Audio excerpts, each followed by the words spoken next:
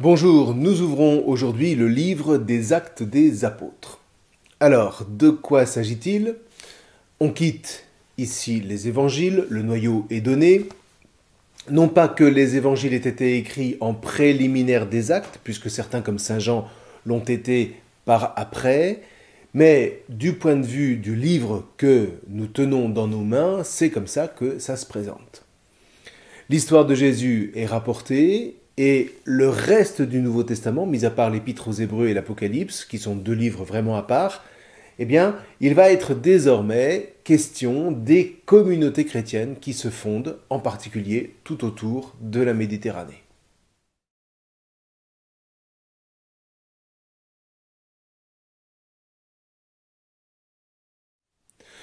L'objectif du livre des Actes des Apôtres, c'est donc de nous raconter l'histoire de la naissance de l'Église. Alors attention, le mot important ici est bien le verbe raconter.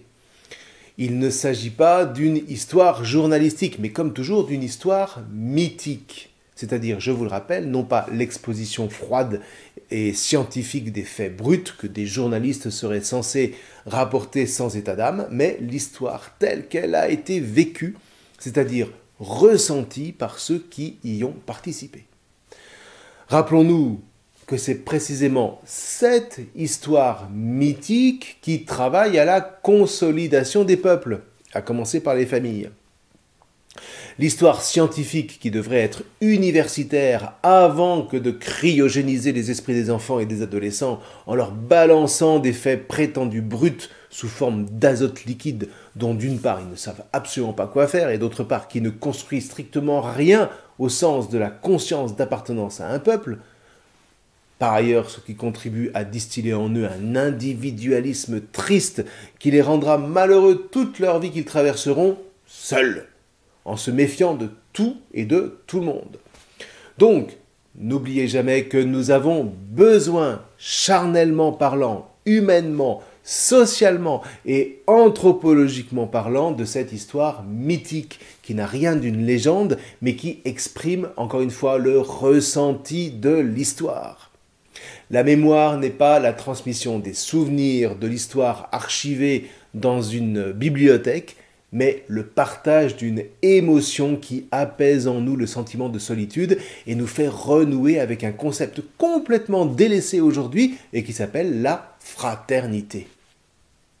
On l'a remplacé par la solidarité, mais la solidarité n'est jamais qu'une notion juridique chargée de gérer le devoir d'échange mutuel, mais qui en soi reste d'une froideur impitoyable.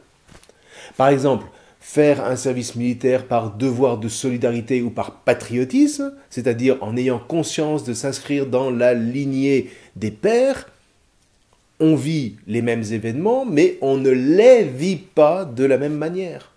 Tout au plus, la solidarité peut-elle devenir le support d'une camaraderie, mais elle n'aboutit pas à la fraternité.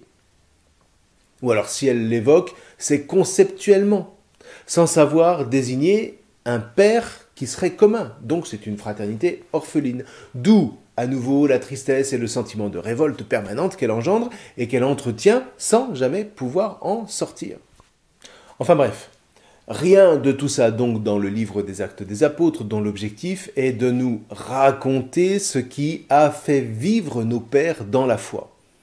Quels ont été leurs élans, leurs surprises, leurs retournements, parfois aussi leurs démêlés, mais surtout comment, à travers tout ça, s'est construit l'Église à une vitesse fulgurante, sans jamais prendre les armes. Donc aux antipodes de toute volonté politique d'expansion par la force. Donc, en définitive, l'objectif du livre des Actes des Apôtres est de nous raconter comment, de manière tout à fait étonnante, est né ce qu'on appelle encore 2000 ans plus tard, l'Église du Christ Jésus.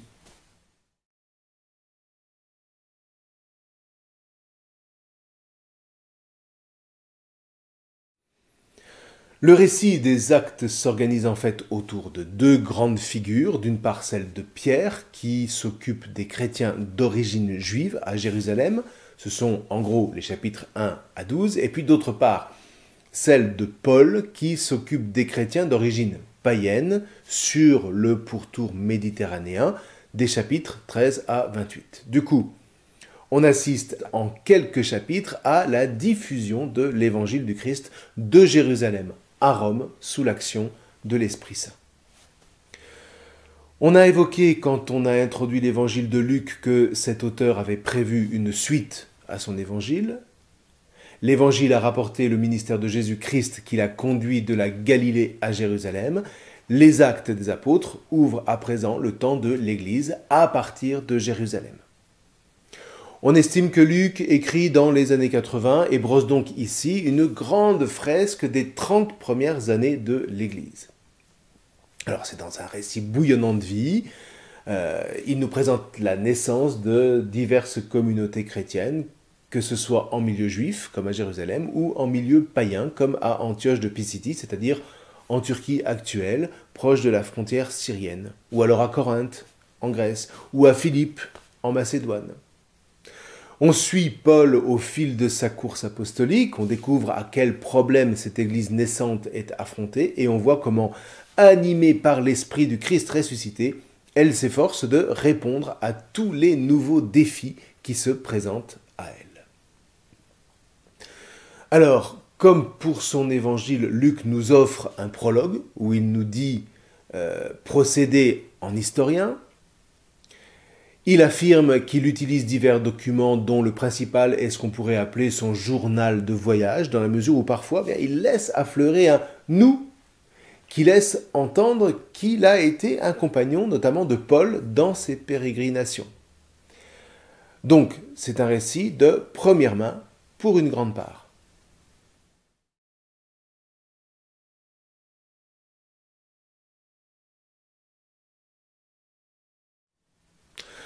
En définitive, il faut bien admettre que c'est dans une mystérieuse rafale de vent qu'est née l'Église à Jérusalem, un jour de Pentecôte de l'an 33, 7 semaines après la résurrection de Jésus.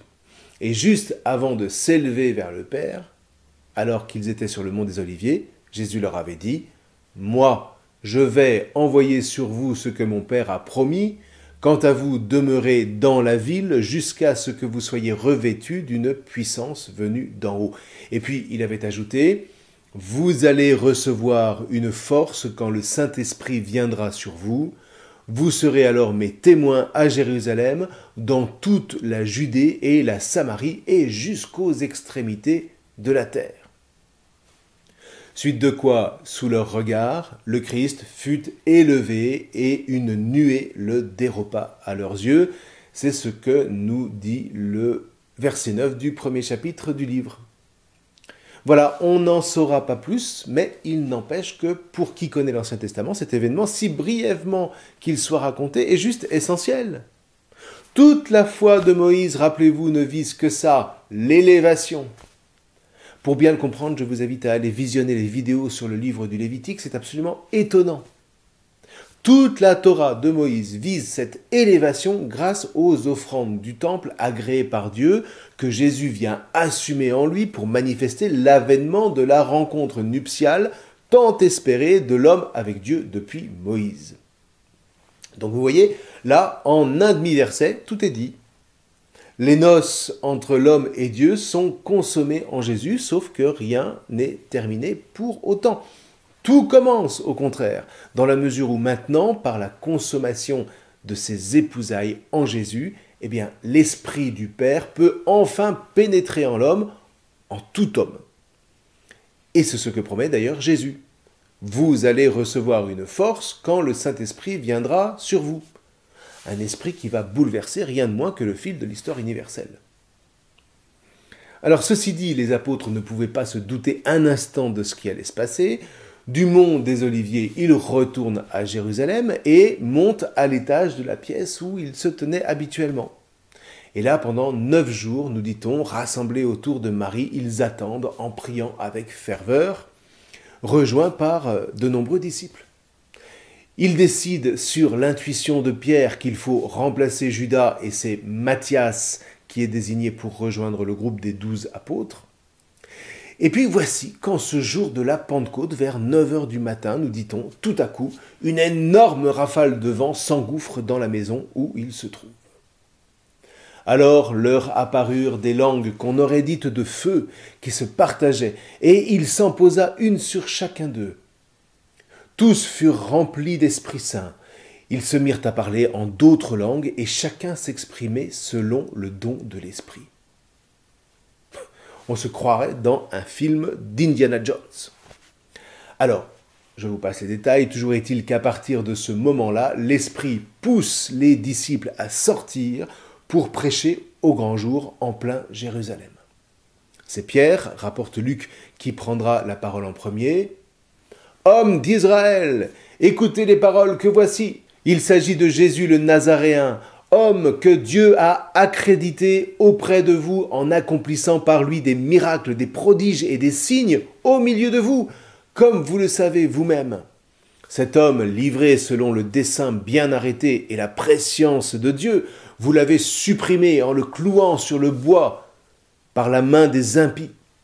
Mais Dieu l'a ressuscité en le délivrant des douleurs de la mort, car il n'était pas possible qu'elle le retienne en son pouvoir. » Alors évidemment, rapidement, la rumeur se répand, de nombreux Juifs à Jérusalem se font baptiser au nom de Jésus, le Messie, ce qui entraîne évidemment la persécution qui aura pour effet de disperser les disciples vers la Samarie, Antioche de Pisidie, l'Asie mineure, c'est-à-dire la Turquie actuelle, et par là, la Grèce et jusqu'à Rome.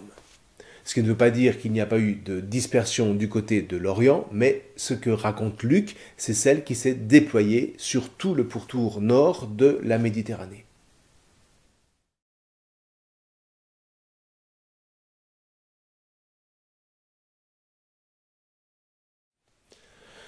Donc, pour revenir un peu en arrière, voilà que Luc décrit la première communauté qui vit dans le feu des premiers moments. Tous les croyants vivaient ensemble, et ils avaient tout en commun. Ils vendaient leurs biens et leurs possessions, et ils en partageaient le produit entre tous en fonction des besoins de chacun. Chaque jour, d'un même cœur, ils fréquentaient assidûment le temple, ils rompaient le pain dans les maisons, ils prenaient leur repas avec allégresse et simplicité de cœur. Et les apôtres non seulement de prêcher, mais aussi d'accomplir des miracles au nom du Christ Jésus. Alors vous imaginez l'ébranlement que ça suscite, de sorte que les apôtres finissent par se faire arrêter et comparaissent devant le Sanhédrin qui les adjure de se taire. On les jette en prison, mais voilà qu'ils sont libérés par l'intervention de l'ange du Seigneur. Tiens, comme les Hébreux ont été libérés d'Égypte par l'ange du Seigneur. Alors ceci dit, on va vite s'apercevoir qu'il faut aussi apprendre à résister à l'épreuve de la durée. Alors d'abord, la communauté grandit, de sorte que les apôtres ne suffisent plus à la tâche pour tout administrer, d'autant plus que sont réunis à la fois des juifs d'origine palestinienne, mais aussi des juifs d'origine grecque, ce qui crée des tensions, nous dit-on. C'est là qu'on décide d'instituer des diacres, c'est-à-dire des serviteurs, qui vont s'occuper des affaires matérielles de la communauté, tandis que les apôtres, eux, vont se consacrer à l'étude et à l'annonce de la parole de Dieu. Alors là, le diacre le plus célèbre est Étienne, qui sera condamné à mourir lapidé, mais le témoignage de son martyre rappellera suggestivement la passion du Christ, comme pour dire « On nous met à mort, mais nous sommes unis au Christ, dont nul ne pourra nous séparer, pas même les pires violences. » Et Luc nous glisse à l'occasion de l'exécution d'Étienne le nom d'un personnage qui va bientôt faire son apparition, un certain Saül de Tarse, qui assiste à la lapidation. Sauf que, quelque temps plus tard, alors qu'il fonce sur Damas pour poursuivre les adeptes du chemin, ou les adeptes de la voie, comme on appelait les chrétiens à l'époque, eh bien ce fameux Saül est terrassé par une lumière venant du ciel, une lumière qui parle, et qui lui dit « Saül, Saül, pourquoi me persécuter ?» Il demanda « Qui es-tu, Seigneur ?» La voix répondit « Je suis Jésus, celui que tu persécutes. » Avouez qu'il y a quand même de quoi être perturbé, d'autant que Saül est le seul à entendre la voix alors que tous voient la lumière. Et le voilà plongé dans le noir jusqu'à ce qu'un disciple, Ananie, vienne le baptiser. Des écailles tombent de ses yeux, nous dit-on, et là, comme si les choses n'allaient pas encore assez vite, on va encore passer à la vitesse supérieure.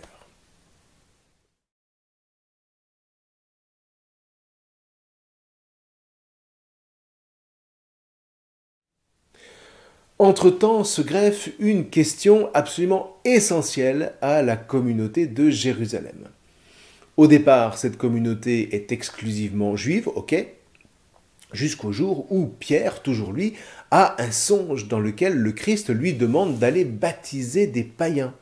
Un certain Corneille et sa famille, chef par ailleurs d'une cohorte romaine. Alors, un païen peut-il devenir adepte du Christ Jésus sans devenir juif lui-même? La réponse n'est pas si simple. L'évangile du Christ Jésus est-il pour tous ou seulement pour les juifs? Ou ceux qui acceptent à tout le moins de devenir juifs? Or, voilà les disciples poussés par l'Esprit à évangéliser les Samaritains, à baptiser un ministre éthiopien, à admettre dans la communauté un centurion romain. Et de son côté, Paul va se heurter constamment au même problème, qui composera la matière première d'une bonne partie de sa correspondance, qu'on n'a pas tardé à ouvrir dans les prochaines vidéos. Toujours est-il qu'à ce moment-là, on décide de réunir les apôtres et les anciens de la communauté, qui, depuis à Antioche, a reçu le nom de chrétienne, pour débattre de cette question avec Paul et Barnabé. C'est le premier concile, entre guillemets, de Jérusalem, tenu vers l'an 48. On est tout de même à une petite vingtaine d'années après la mort et la résurrection du Christ. Là, on est vraiment à un tournant puisqu'il est décidé que les chrétiens issus du paganisme n'étaient pas tenus de pratiquer la Torah de Moïse. Et c'est Jacques, le chef de la communauté judéo-chrétienne de Jérusalem, qui promulgue, pour ainsi dire, la décision. Pas de circoncision pour les pagano-chrétiens.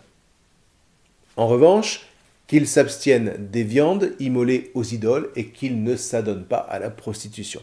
Là, on est vraiment au cœur du message du livre des Actes des Apôtres, à savoir l'intégration des païens au peuple de Dieu, sans pour autant que soit reniée la foi des pères, c'est-à-dire Abraham, Isaac et Jacob, dans la lignée de Moïse.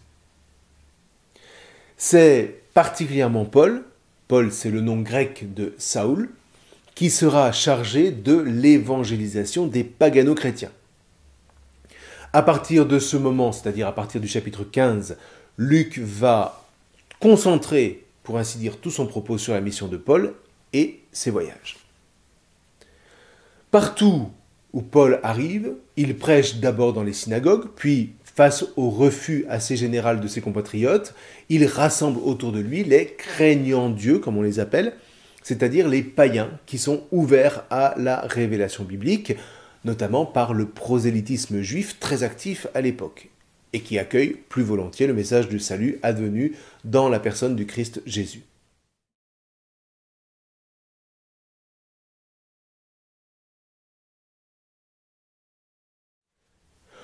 On a coutume de parler des 3 grands voyages missionnaires de Paul, mais l'expression ne rend pas vraiment compte des milliers de kilomètres parcourus dans tous les sens, de la diversité des cultures rencontrées, des multiples aventures toujours imprévues, souvent tragiques, qui vont l'attendre à chaque nouvelle étape. À Lystre, par exemple, Paul et Barnabé sont pris pour Jupiter et Mercure, en personne, et ils se voient offrir un sacrifice de taureau. À Athènes, les Grecs, à l'esprit plus philosophe, sont d'abord très curieux d'entendre Paul, mais ils se moquent de lui quand il commence à leur parler de la résurrection des morts. Et puis il y a aussi les rigueurs de la persécution. Paul se fait harceler quand ce n'est pas lapidé par les Juifs au sortir des synagogues où il prêche. Ce qui d'ailleurs le détermine à se tourner résolument vers les païens. Il subit les affres du cachot, même si elles concourent à la conversion du geôlier comme à Philippe. Ou alors c'est l'émeute, comme à Éphèse, dont le temple abrite la banque internationale de l'époque, où Paul, par sa prédication, menace la prospérité d'un orfèvre, Démétrius, qui fabrique des temples de Diane en argent. Enfin bref, Paul se fait tout à tous. Il a heureusement des amis sûrs dans certaines villes pour le soutenir, comme Aquilas ou Priscille, qui sont fabricants de tentes comme lui et avec qui il va travailler un moment à Corinthe. Ou encore Lydie, la marchande de pourpre de Philippe, qui, après sa conversion, va accueillir l'Église dans sa maison.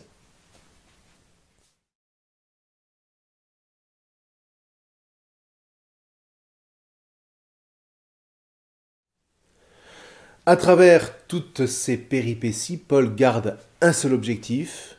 Il sait qu'il doit porter l'Évangile à Rome. L'Esprit Saint l'avertit que des heures difficiles l'attendent, toujours plus difficiles. Et c'est la grande et terrible traversée finale par la mer jusqu'à Rome. Le livre se termine de façon assez abrupte. Il nous montre Paul en liberté surveillée à Rome, sans nous expliquer quelle sera l'issue du procès dont il fait l'objet, mais pour Luc, l'essentiel est dit. Paul prêche librement l'évangile du salut dans Rome, la capitale du monde de l'époque, signe que cet évangile est parti pour atteindre un jour le monde entier. Voilà, en quelques mots, le contenu du livre des Actes des Apôtres.